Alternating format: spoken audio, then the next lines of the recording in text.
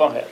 O tribunal também, ele tem, inclusive o Brasil é um dos primeiros países a divulgar os resultados eleitorais, né? E isso também chegou a ser, claro, que contestado de alguma maneira e questionado, porque justamente essa pressa é que possibilitaria a vulnerabilidade do sigilo. Na verdade, o que nós encontramos foi uma vulnerabilidade específica no software da urna eletrônica que permite um ataque ao sigilo do voto. Agora, isso não é inerente a um sistema eleitoral informatizado. Tem vários sistemas eleitorais propostos na literatura, usados na prática, que não tem esse tipo de vulnerabilidade. Nós encontramos uma coisa localizada na urna eletrônica brasileira e utilizamos para aplicar o nosso teste.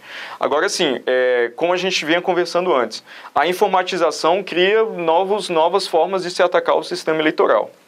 Então, quando você quer informatizar e quer acelerar o tempo de apuração máximo possível, você faz concessões. E essas concessões podem ou não criar consequências do ponto de vista de segurança. Agora, professor, uma pergunta pessoal aqui. Essa sua motivação foi apenas técnica ou teve algum elemento político aí na sua posição? Bem, o teste... ético ou moral? O teste foi um teste organizado do ponto de vista técnico, a convocação foi técnica, eu fui como, ainda que como pesquisador independente, eu fui como na categoria de um profissional da área de segurança, então meu interesse inicial foi unicamente científico. Mas também eu sinto o dever de cidadania de participar de uma iniciativa assim, já que houve um aumento, pelo menos uma tendência interessante à transparência por parte do TSE para convocar especialistas para fazerem esse tipo de avaliação e teste. Então também me senti no dever de cumprir eu senti o peso do dever de comparecer e dar minha contribuição. Na verdade, o senhor também chefia uma equipe, né, lá na UNB de técnicos. Eu gostaria de citar os 3 principais técnicos que trabalham com o senhor, que são André de Miranda, Marcelo Caran e Felipe Scarel. Eu lhe pergunto, quanto tempo durou essa sua preparação específica para o teste lá no TSE, que chegou a durar 3 dias, né? Foi longo, um processo longo, não foi uma coisa assim tão fácil e tão rápida. Foram 3 dias de preparação, depois um intervalo de, acho que 15 dias, se eu não me engano, e depois 3 dias de teste. Eu fui o coordenador da equipe apenas durante o TSE, então os servidores que faziam parte da minha equipe, eles fazem a segurança da rede da universidade. Então, nós apenas juntamos esforços e colaboramos juntos nesse teste do TSE. Então, em dias normais, eu não chefio essa equipe. Ela foi montada exclusivamente para participar desse evento do TSE. Bem, a convocação e o convite até mim, que veio de um colega de trabalho, a informação de que existia essa chamada, chegou muito próximo ao início dos testes. Então, antes da fase de preparação, nós só fizemos 2 ou 3 reuniões para alinhar as expectativas de todo mundo, a gente trocar informações que já existiam a respeito de como seria o evento, só alinhar esse tipo de iniciativa. A preparação, de fato, começou quando fomos ao TSE no primeiro dia da fase de preparação e executamos o protocolo da fase de preparação. O professor Diego Aranha, ele é da Paraíba, nasceu em Campina Grande e morou algum tempo em João Pessoa e depois veio fazer o vestibular aqui em Brasília, né? Então, professor, Brasília começa a despontar também nesse campo tecnológico, né? Já existe até um projeto ainda não executado de todo, que é para criar uma cidade tecnológica aqui, um polo digital. O senhor, como professor da UNB e com doutorado em Campinas, né, na Universidade de Campinas, o que é que o senhor visualiza para a cidade, já que nós temos que falar da cidade, que nós somos de Brasília e a TV Cidade Livre de Brasília é um canal essencialmente brasiliense? Bem, qualquer iniciativa do ponto de vista tecnológico é desejável. Esse é um setor que atualmente concentra muita renda, concentra muitos negócios interessantes para qualquer cidade.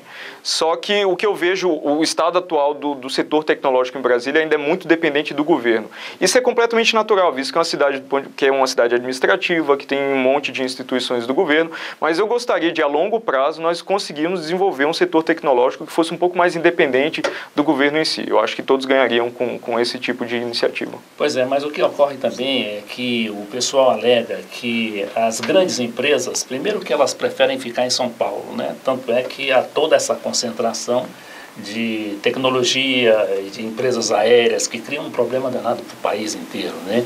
E aqui, se o governo não agir, não atuar, as empresas dificilmente vão colaborar com a concretização desse polo digital na cidade. Sim, de fato, o governo tem que fomentar ou deve fomentar esse tipo de iniciativa, mas eu acho importante, assim, até para trazer grandes empresas e trazer iniciativas que sejam independentes do governo, é preciso haver um incentivo maciço nessa direção. Mas é importante, na minha opinião, né, opinião exclusiva minha, ainda que parcialmente desvincular um pouco a criação de um polo tecnológico, porque criar um polo tecnológico que serve exclusivamente ao governo, a meu ver, é a perda de uma oportunidade. A gente deve se preocupar com um polo tecnológico que também sabe atuar de forma independente. E a universidade, professor, como é que está a universidade se preparando para essa nova era tecnológica e a tecnologia da informação? Bem, a universidade tem expandido no meu departamento especificamente, tem expandido os seus cursos de graduação, então hoje nós temos cursos novos. Com isso, houve uma contratação maciça também de professores nos últimos anos e há um aumento de capacidade, claro, de formação de recursos humanos qualificados para trabalharem nessa área. Então, eu vejo isso como uma iniciativa também clara da universidade em se posicionar para satisfazer esse mercado emergente. Tá, professor. E com relação a coisas concretas, né? Pesquisas, a universidade já produziu alguma pesquisa importante que possamos, assim, abordar agora? Algum trabalho? Bem, nós temos um curso de pós-graduação, né, que inclusive recentemente abriu a sua primeira turma de doutorado no nosso departamento. Além disso, a universidade também tem a faculdade de tecnologia, com as engenharias lá que também atuam nesse setor tecnológico, naturalmente. E sim, desenvolve-se pesquisa que é útil, que gera empregos, que gera renda e que produz, muitas vezes também, que são desvencilhadas dessa relação estrita com o governo também. Tem várias iniciativas dentro da universidade que não depende necessariamente do governo. Eu digo, alguma pesquisa específica da Universidade de Brasília? Cada departamento cuida de áreas diferentes, assim, mas eu não vou saber citar nenhuma pelo menos de memória, nenhuma pesquisa que tenha tido um chamariz muito grande. Tá. E na sua opinião, a universidade, de uma maneira geral, no Brasil, ela está se preparando realmente para acompanhar a velocidade incrível dessa tecnologia da informação? Ela está se preparando. Eu acho que, pelo menos a minha percepção, é que há uma certa defasagem comparado com outras universidades fora do país, até por uma questão de ter uma série de questões socioeconômicas que influenciam nisso, claro. Mas ela tem se preparado, tem se equipado, tem formado recursos humanos, há uma iniciativa também muito clara do governo federal em fomentar os cursos de pós-graduação para formar especialistas capazes de fazer pesquisa tanto na academia quanto na indústria para atuar nessa área. Então, sim, a universidade está se equipando como ela pode. E o que o senhor achou desse novo programa do governo de Ciências Sem Fronteiras, que está exportando estudantes, né, para o exterior, para as melhores universidades dos grandes países, para que depois venham a aplicar esses conhecimentos aqui no Brasil? O governo está custeando, quer dizer, está bancando a vida desse pessoal lá fora. Esse tipo de programa é fundamental. Eu, durante o doutorado, tive a oportunidade de cursar um ano do meu doutorado no Canadá, não sobre esse programa, sobre um outro programa com a chancela do governo federal. Quer dizer, financiado também? Sim, financiado também. Eu tinha uma bolsa do governo federal. E é fundamental porque essa experiência internacional te permite ter uma interface, né, lidar com outra cultura acadêmica que está num estágio de maturidade maior que o nosso, então permite um treinamento um pouco mais refinado dos recursos humanos. Então, professor, e com relação à internet, né, como é que o senhor visualiza, onde é que vai chegar essa corrida da internet aí? Cada dia tem coisa nova, cada dia tem um programa novo, tem um celular novo, uma coisa mais sofisticada. Como você mesmo disse, é completamente imprevisível, né? Então você consegue, acompanhando as tendências de mercado, tentar inferir alguma coisa, mas é por natureza imprevisível, então a gente só sabe quando a gente chega lá. Agora, de qualquer maneira, o comercialismo também parece que estraga um pouco isso, né? Porque você compra um produto hoje, em 6 meses ou 1 ano ele está obsoleto, né? Quer dizer, existe uma velocidade tremenda aí que ninguém pode acompanhar. Isso, por exemplo, a pessoa, mesmo com condições econômicas, ela não consegue acompanhar. Imagine as pessoas mais pobres que não têm condições, né, de comprar um equipamento tão sofisticado. Por isso que é também fundamental construir um setor tecnológico no Brasil que atenda esse mercado, que não tem a capacidade de participar de um mercado global que demanda um custo muito alto. Então, eu acho que também deve fazer parte dessa iniciativa de criar polos tecnológicos, satisfazer esse mercado interno que tem ânsia de participar desse ambiente da internet, de interagir, mas não tem como até por uma questão financeira. Sempre que se fala em polo tecnológico, as pessoas se referem, né, e associam com aqueles polos dos Estados Unidos, sobretudo ali da Califórnia, né, que são coisas de gênio, né, que dificilmente vamos chegar lá. Mas o senhor poderia citar algum polo tecnológico aqui no Brasil que tenha correspondido às expectativas em termos assim, nacionais ou estaduais? Bem, existe já um polo com uma certa tradição em São Paulo, né, até por causa da concentração de empresas multinacionais, empresas com uma certa maturidade, né, de produção de tecnologia, mas também há uma tendência recente clara no interior de São Paulo de formação de um polo de tecnologia. Na região de Campinas mesmo houve a instalação recente de várias empresas de grande porte, todas com esse viés tecnológico.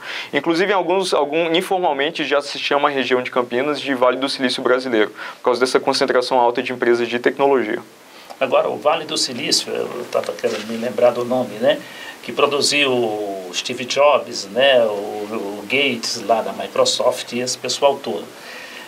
Nós já temos algum produto, seja em termos de hardware ou de software, que está projetando o Brasil, já não digo internacionalmente, ou pelo menos no plano interno do Brasil? Eu não vou apontar nomes específicos, claro, assim, porque não cabe, mas a gente vê uma indústria de tablets, esses dispositivos móveis emergente no país, a gente vê já alguns projetos... Mas com tecnologia própria nossa? Eu não sei dizer precisamente, porque eu não acompanho essas coisas muito de perto, né? Eu não tenho contatos tão avançados assim na indústria, mas pelo menos parte da tecnologia tem que ser nossa, assim, porque a fabricação é feita no Brasil, talvez eles sejam inseminados com pelo menos alguns componentes de software fabricados no Brasil, então, assim, existe já eu pelo menos observo uma tendência, um movimento interessante para essa computação móvel. Agora, isso é mais no âmbito nacional. Eu acho que o Brasil ainda não produziu nenhum produto tecnológico que tenha esse apelo internacional, como outros que você mesmo citou. Correto. Então, nós estamos entrevistando o professor Diego Aranha, da Universidade de Brasília, com doutorado em Campinas. Ele foi um chefe da equipe lá da UNB, que num teste no Tribunal Superior Eleitoral, ele descobriu uma forma de atacar, não como hacker, mas como estudioso, né, o sigilo do voto.